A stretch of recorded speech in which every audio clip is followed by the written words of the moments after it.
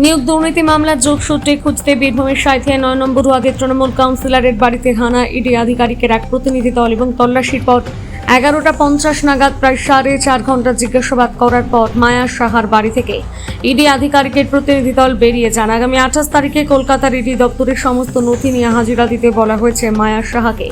নিয়োগ দুর্নীতি মামলায় অভিযুক্ত মুর্শিদাবাদের বড়ুয়ার বিধায়ক জীবন কৃষ্ণ সাহার বিভিন্ন আত্মীয়ের বাড়িতে হানা ইডি আধিকারিকের প্রতিনিধি দল। সেই মতো বীরভূমের সাঁইথিয়া 9 নম্বর ওয়ার্ডের তৃণমূল কাউন্সিলর মায়া সাহার বাড়িতে হানা দেয় ইডি আধিকারিকরা। সোমবার সকাল 7টা নাগাদ এনফোর্সমেন্ট ব্রাঞ্চের এক দল আনুমানিক 4 থেকে 5 সদস্যের একটি গাড়ি এসে পৌঁছয় বীরভূমের সাঁইথিয়া 9 নম্বর ওয়ার্ডের কাউন্সিলর মায়া সাহার বাড়িতে। জানা যায় মায়া সাহা হচ্ছেন নিয়োগ দুর্নীতি মামলায় অভিযুক্ত বড়ুয়ার বিধায়ক জীবন কৃষ্ণ সাহার পিসি।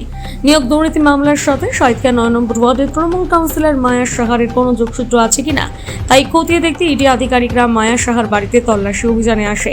সকাল 7টা নাগাদ একটি কাগজ ভর্তি খাম নিয়ে মায়া সাহার বাড়িতে ঢোকেন 5 সদস্যের ইডি আধিকারিক এক প্রতিনিধি দল। সকাল 7টা থেকে 12টা পর্যন্ত মায়া সাহার বাড়িতে তল্লাশি অভিযান চালায়।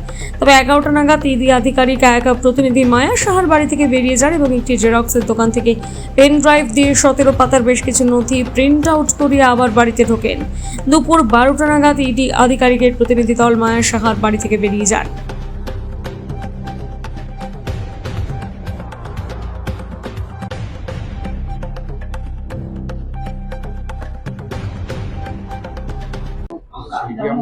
আমাদেরকে তলব করেছে আজকে 25 তারিখ, 28 তারিখে যেতে বলেছে বেলা 10:30টায়।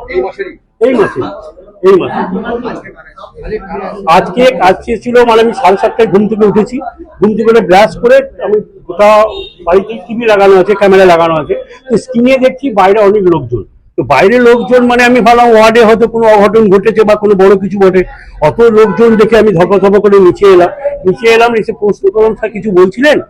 তো আমরা ইডি থেকে এসেছি, আপনার ঘর সার্চ ওয়ারেন্ট আছে, সার্চ করবো।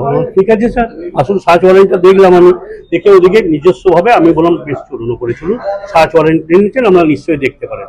দেখলো গোটা ঘর, তখন থেকে 3-4 ঘন্টা যা হলো দেখলেন আপনি, বেরিয়ে গেল, আপনারা তো চোখের সামনে বেরোলো। 7:30 পৌনে 8টা নাগাদ ঢুকেছে, সার্চ করলো, কিচ্ছু পাইনি। নিয়ে না পেয়ে এগুলো নিচের আলমারি থেকে সবই দেখলো। তখন গল্প টল্প করলো, খাওয়া একটু ওরাই নিজেরাই ফল টল নিয়ে এলো, খেলো দিল, টাইম একটু হলো। নিয়ে পরে আপনার না মোবাইল চেক, মানে মোবাইলগুলো বলো কারোর সঙ্গে এই মুহূর্তে কথা বলা যাবে না। আপনারা কজন মেম্বার? 3 জন, আমি, আমার স্ত্রী, আমার ছেলে। তাদের মোবাইলগুলো নিয়ে নিল, বলে আপনারা এখানে বসুন।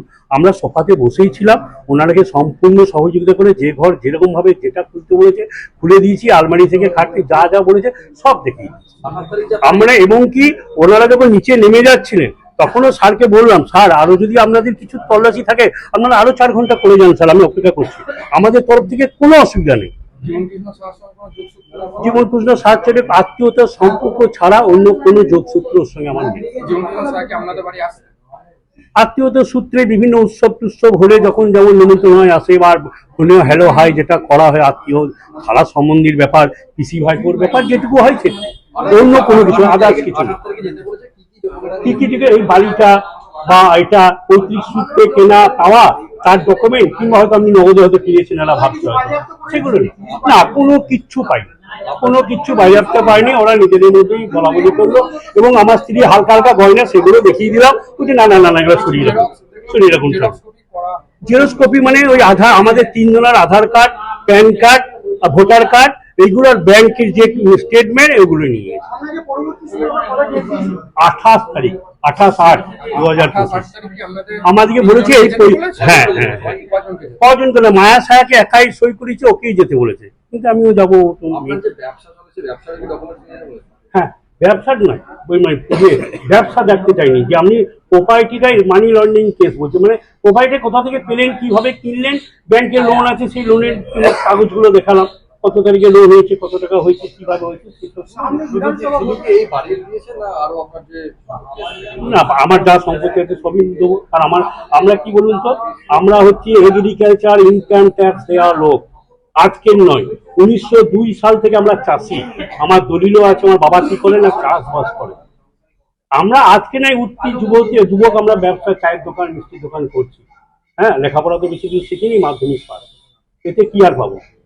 ব্যবসা করে যেটুকু বাড়িয়েছি, যেটুকু করেছি, নিজে মেহনত করে করেছি, সেটা সবাই জানে। আপনার নাম?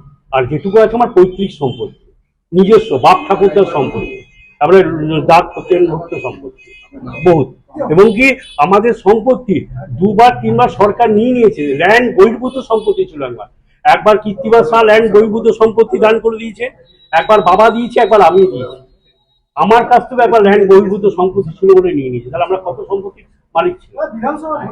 এবং সেটা সবই পৈতৃক সম্পত্তি, উত্তরাধিকার সূত্রে পাওয়া সম্পত্তি।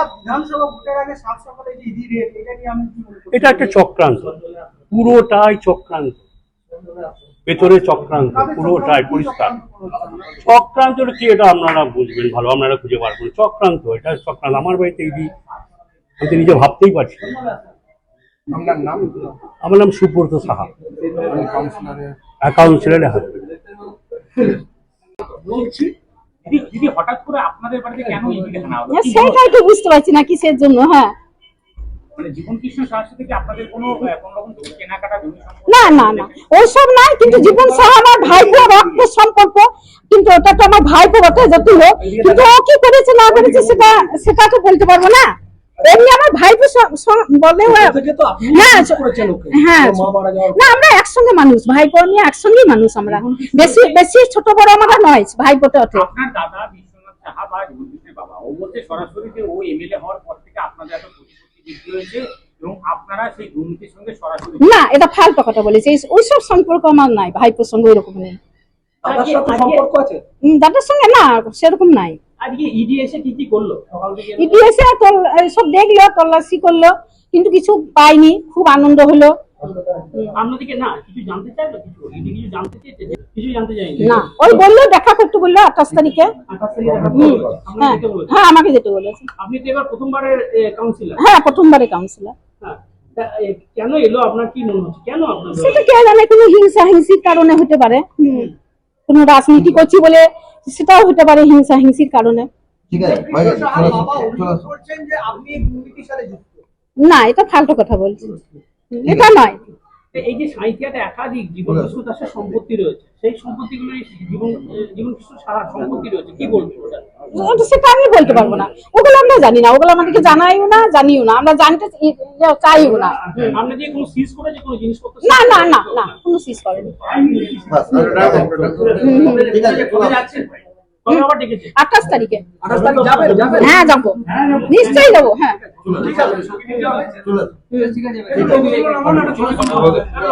কিছু আমার পড়তে টাইম পেলাম কি বললো কি কিছু বলেন না, প্রিন্ট আউট করলো।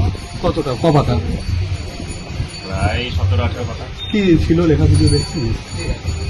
ছবি দেখতে পেলাম, কারোর ছবি। কি কার ছবি দেখ? হ্যাঁ, মায়া স্যার আর কার সঙ্গে জয়েন্ট ছবি কাউ ছিল? না না না, হ্যাঁ, শুধু মায়া স্যার। আর কি নথি কিছু? অত টাইম পাই আমরা, কত সঙ্গে সঙ্গে কে করলো দিল? আপনি করলেন না ওরা? হ্যাঁ, আমি করলাম। আপনি করে দিলেন। কি বললো? কি কি ওরা শুনলো? তো পরিচয় দেয়নি নিজের, কি বললো? কাস্টমার হিসেবে এলো, প্রিন্ট আউট করলো। কেন্দ্রীয় বাহিনী ছিল নিরাপত্তা। হ্যাঁ, কি বললো আপনাকে? কি বাস প্রিন্ট আউট বের করলো। কি প্রিন্ট আউটটা কিসের করলো? পেন ড্রাইভ থেকে করলো না কিসের হ্যাঁ, থেকে পেন করলো? ড্রাইভ। পেন ড্রাইভটা কি কিনতে পারলেন কিছু? আগে কি আপনার পাশেই তো মায়া স্যার দোকান বাড়ি? হ্যাঁ হ্যাঁ, তো এই পেন ড্রাইভ কি কখনো মায়া স্যার এখানে নিয়ে এসেছিল কিছু? না না, ও তো ইডিদেরই মনে হলো প্রিন্ট আউট। আপনার কি মনে হলো যে সেন্ট্রাল বাহিনী ছিল ভিতরে কারা হতো? আমার তো মনে হলো ইডি মনে হলো। আপনার নাম? অনুপম সূত্র। কপাতার প্রিন্ট আউট হয়েছে? 17 ছবি সমেত মায়া স্যার। হ্যাঁ, প্রথম পাতাটা দেখতে পেলাম, বাকি অত তো টাইম দেয়নি ওরা। ঠিক, তাড়াতাড়ি প্রিন্ট করলো, বেরিয়ে গেল। ঠিক। ঠিক আছে। দেখুন, এটা নিত্য নতুন কোনো ঘটনা নয়। আমরা সকালে সোশ্যাল মিডিয়ার মাধ্যমে দেখেছি, এগুলো কর্মফল। যে যেমন কর্ম করবে তার ফল ভগবান ঠিক দিয়ে দেবে। এই সাঁইথিয়া শহরে মিউনিসিপ্যালিটি ইলেকশনে এই সমস্ত দুষ্কৃতী চোর কাউন্সিলররা বিভিন্ন ওয়ার্ডে বিজেপিকে প্রার্থী দিতে দেয়নি। ভয় দেখিয়েছে, চমকিয়েছে, বাড়ি ভেঙেছে। এরা ভোটে না জেতা প্লেয়ার এবং নিজের জায়গায় সে বাঘ। আজকে তদন্ত অফিসাররা এসছেন, উনি আর বাড়িতে তদন্ত হচ্ছে সকাল থেকে। সাঁইথিয়ার মানুষ জবাব চাইছে উনি কি করেছেন। যদি উনি কিছু করেছেন, ওনার যদি ব্ল্যাকে কিছু থাকে উনি জবাব দেবেন, আইনের পথে চলবে। আর যদি হোয়াইটে কিছু করেছেন উনি দেখাবেন। এখানে বিজেপির কিছু বলারও নেই। এরকম আজকে আমরা সোশ্যাল মিডিয়ার মাধ্যমে জেনেছি 17 জায়গায় ইডি হানা চলেছে। যে যেমন কর্ম করেছে তার ফল সে পাবেই। এবং সাথে সাথে এই সাঁইথিয়া শহরে এরকম অনেক কাউন্সিলর আছে যারা সরাসরি লোকের কাছে জমি বিক্রি করেছে, গরু বিক্রি করেছে, মা বউয়ের চাকরির জন্য গয়না বিক্রি করে চেকে দিয়েছে টাকা, সে চাকরি পায়নি। এমনও অনেক কাউন্সিলর আছে যারা আজকে কাউন্সিলর হওয়ার পরে এই নিয়োগ দুর্নীতি জীবন কৃষ্ণ সাহার হাত ধরে তারা আজকে চাকরি করছে। আমি নাম বলতে চাইছি না, আপনাদের মাধ্যমে তদন্ত অফিসারকে জানাচ্ছি যে সাঁইথিয়া শহরের অনেক 2-1 কাউন্সিলর আছে তারা আজকে প্রাইমারি স্কুলে যারা চাকরি করছে। এগুলো সঠিক তদন্ত হওয়া দরকার।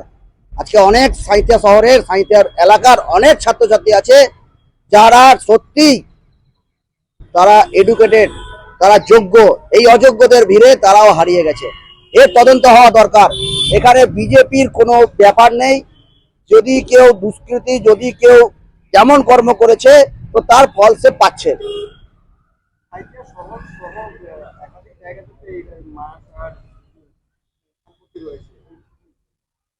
দেখুন, সাঁইথিয়াতে আমরা জন্মগত থাকি, জন্মগত আমাদের সাঁইথিয়া টাউন বাড়ি, তা আমরা কম বেশি সবই জানি। কোনো নতুন প্রপার্টি বলুন, এম বাজার থেকে শুরু করে বিভিন্ন বাজার, বিভিন্ন জায়গা যেখানে নতুন নতুন ফ্ল্যাট হচ্ছে, সমস্ত জায়গাতে এই দাদা আমাদের টিটু সাহা দাদা, মায়া সাহার হাজব্যান্ড, কি ছিল আজকে কি হয়েছে তৃণমূলের জামানায়, আমরাও সাঁইথিয়ার ছেলে, আমরা সব জানি। এদের কাজই হচ্ছে লুটো এলোমেলো করে দে মা, লুটে পুটে খায়। এরা লুটে পুটে খাচ্ছে, এখানে বলার কিছু নেই। এখানে যে বলতে যাবে তাকে এরা চমকাবে, ধ্বংসাবে। তো স্বাভাবিকভাবেই আমরা সবই জানি, না জানা কোনো বিষয় নাই। যে এম বাজার কে কিনেছে, কার নামে কিনেছে, কার পয়সা আছে, সাথে সাথে আরো অনেক ল্যান্ড আছে, যে সমস্ত জায়গায় ফ্ল্যাট হচ্ছে, সমস্তটাই জানি। তদন্তকারী অফিসার দিকে বলবো আপনাদের মাধ্যম দিয়ে যে তদন্তটা আপনারা সঠিকভাবে করুন। আইনের প্রতি আমাদের আস্থা আছে, আইনে বিচার হবে। আমার নাম উদয় শঙ্কর ব্যানার্জি, বীরভূম জেলার সাধারণ সম্পাদকের দায়িত্বে আছে। চন্দ্রনাথ সিনহাকে তো এর আগেই ইডি সমন পাঠিয়েছিল, ধরে নিয়ে গিয়েছিল। এরা সকলে দুর্নীতির সাথে যুক্ত। তৃণমূল কংগ্রেসে অনেক মন্ত্রী এই দুর্নীতির সাথে যুক্ত হয়েছে। তারা হচ্ছে যে লুট করেছে, দুর্নীতি করেছে, লক্ষ লক্ষ টাকা, কোটি কোটি টাকা তারা তাদের কাছে রেখে দিয়েছে। এর আগেও তো আপনার কয়েক লক্ষ টাকা এই চন্দ্রনাথ সিনহার আপনার পাওয়া গিয়েছে। ইডি তো বলেছিল, সিবিআই তো বলছে, আবার ছাড়ছে কেন? অতি দ্রুত ওদের জেলে নিয়ে যাওয়া, ওদের বসবাসের জায়গাই হচ্ছে জেল, সেই জায়গাতে থাকা ওদের উচিত। একজন কাউন্সিলর কেন, তৃণমূলের অনেক কাউন্সিলর, তৃণমূল কংগ্রেসের অনেক বিধায়ক, তৃণমূল কংগ্রেসের অনেক মন্ত্রী, তৃণমূল কংগ্রেসের অনেক নেতা দুর্নীতির সাথে যুক্ত। লক্ষ লক্ষ কোটি টাকা তারা হচ্ছে যে আপনার ঘুষ খেয়েছে, বাড়িতে রেখেছে। এক কাউন্সিলর না, অনেক কাউন্সিলর এর সাথে যুক্ত। অনেক কাউন্সিলরের বাড়ি তল্লাশি করলে পাবে। উপযুক্ত শাস্তি ইডি এবং হচ্ছে সিবিআই নিচ্ছে না, দেওয়া উচিত। বিষয়টা হচ্ছে ভোটের আগে তৎপর না গিমিক দেওয়া, চমক দেওয়া। ইডি যে কিছু কাজ করছে এটা দেখানোর জন্য মাঝে মাঝে করে। আর হচ্ছে যে বিজেপি আর তৃণমূল কংগ্রেস, অর্থাৎ কেন্দ্রে যারা সরকার আছে, রাজ্যে যারা সরকার আছে, এদের মধ্যে তো একটা সমঝোতা আছেই। সেই কারণের জন্য কে কোনটা ভাগ করে নেবে, এই জন্য কখনো কখনো নির্বাচনের মুখে এইসব আপনার মানুষকে অন্যরকম ধরনের দেখানোর জন্য করে।